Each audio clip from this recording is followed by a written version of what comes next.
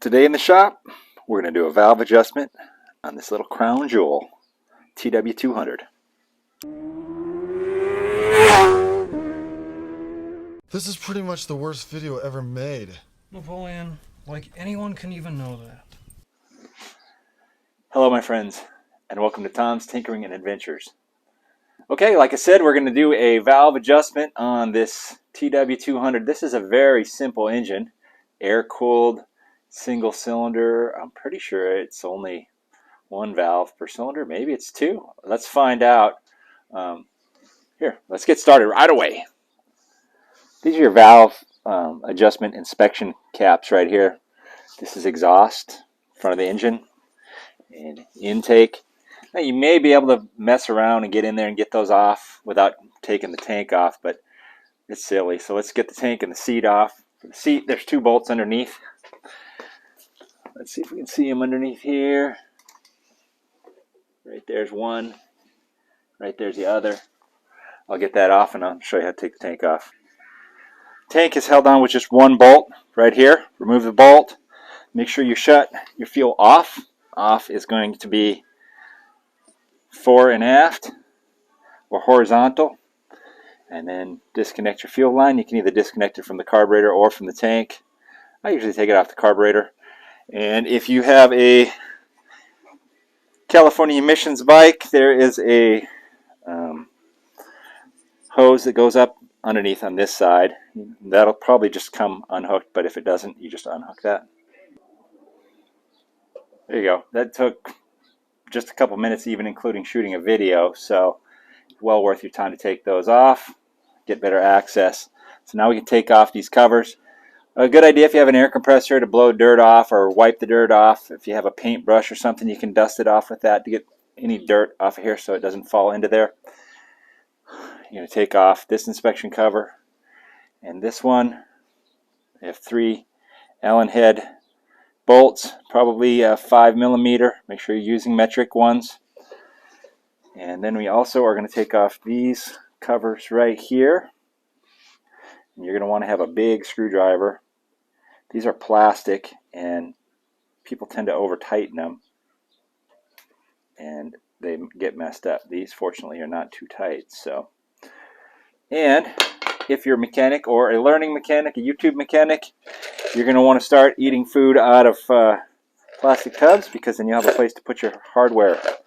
So I like to have some yogurt, cottage cheese, butter, ice cream, lots of plastic tubs. Works a treat. All right, let's get this all off. We'll come right back. Now is the most important step about checking and adjusting your valves, and that is setting top dead center. Now this is your inspection window, and inside of there, I don't know how well you're going to be able to see it on here, there's a little T. Hopefully you can see it in there. And this is how you turn the engine right here, the 17mm socket, turning it counterclockwise.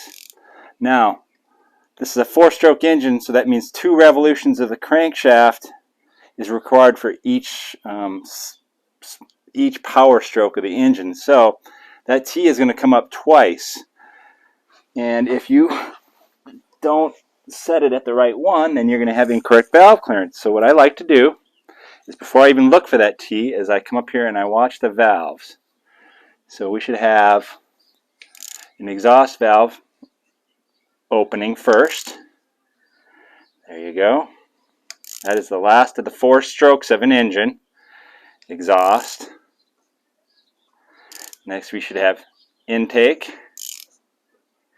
So we're taking in fuel and air into the engine through the intake valve, which is opening. Now it's closing.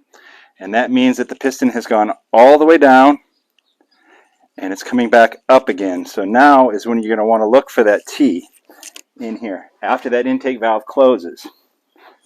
So I know it's dark.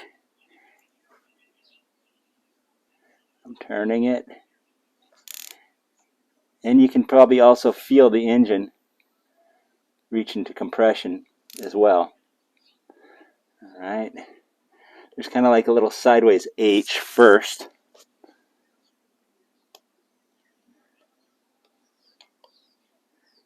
And I apologize, it's not easy to get the camera and the phone and the light in here at the same time. And then right after that sideways H is the T.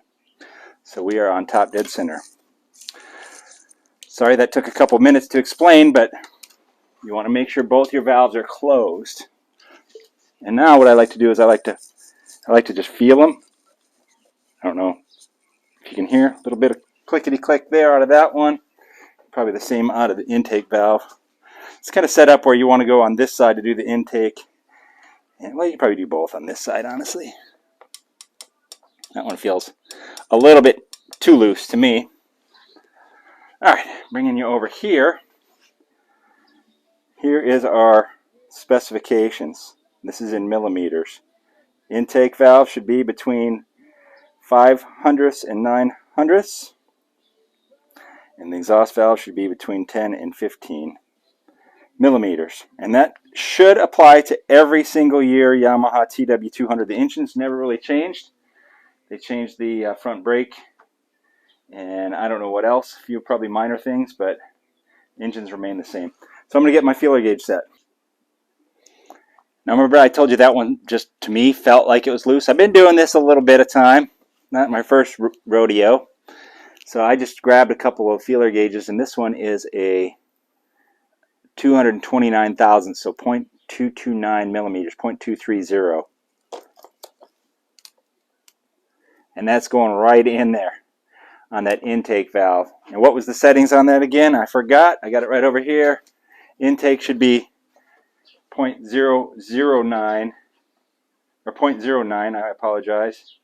So we're over almost triple what that one should be. So we are going to adjust it. It's got a lock nut on the top right here.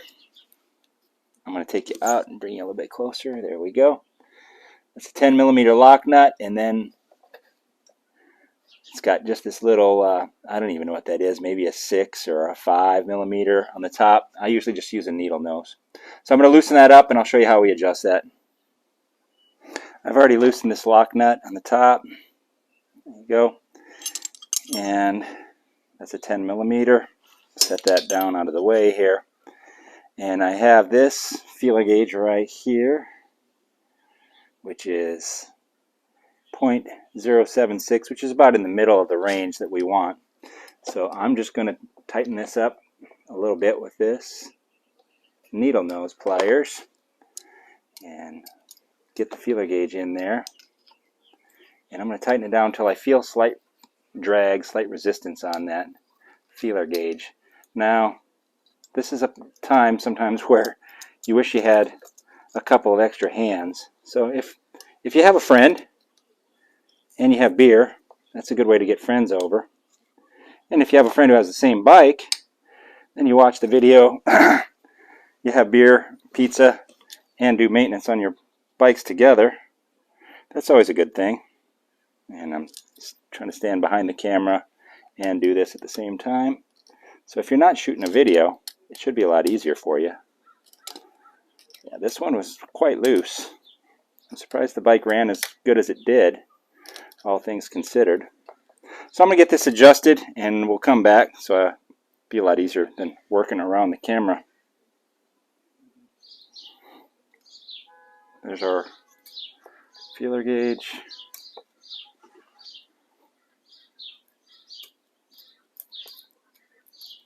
Really hard to do holding the camera with one hand, but there you go. It's going between there, between the adjuster and the top of the valve, and it has slight drag.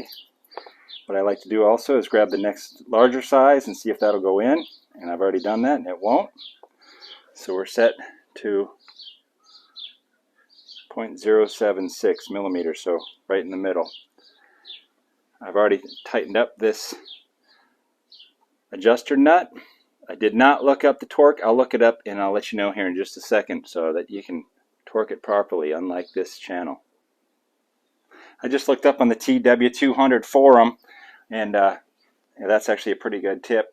If you have a bike like this or any other bike, look and see if there's a forum, because lots of people on there with lots of knowledge and they're always sharing it, so it's a good place to learn. but they said that the manual says 1 foot-pound, and some people said it was a typo, and most people said to just adjust it by feel. So feel how it feels when it comes off. Usually what I like to do is put the wrench on there and then kind of use my thumb at the end of it and then feel. See, that one's pretty tight. Now I got to use my whole palm against it, and it comes loose. The exhaust was just a little bit out, not nearly as much as the intake, but I adjusted that one right to the middle as well, tightened it up, and as you can see, I've taken some stuff out of the way here. So once you're done with this, you just put it all back together, and then you want to fire the bike up and make sure that nothing is leaking. Make sure you inspect these. There's gaskets on these. They're just O-rings. Let me grab one here and show you. Kind of a O-ring on there. So take a look at that. If you need to replace those, they're easy enough to take off and do later. But that's it. It's really not a difficult task.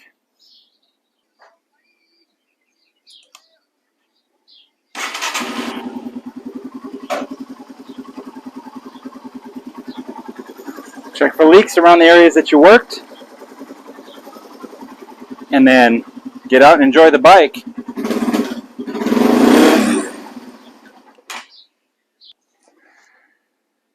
These TW200s are super simple bikes, and I guess that's part of the appeal to them. And you know, if you're not mechanically inclined or you've never done this sort of thing, well, get yourself a manual. I forgot to say that. RTFM, read the freaking manual. Get a manual. Go on the forums. If you don't have a manual, you can probably either get an entire manual there from somebody, or at least the pages that you need to do stuff like this. And then just take your time. Set aside an afternoon, evening, a Saturday. Roll your bike in the shop, turn on some tunes, get your favorite beverage, and just take your time and work on it. It's very rewarding to be able to work on your own vehicle. Plus, it's rewarding because extra money in your pocket that you can stick into the gas tank and go ride. All right, if you're enjoying my content, give me a thumbs up, leave some comments down below, and if you're not already a subscriber, please consider doing so. Thank you very much for watching. Get out there and find your adventure. Adios.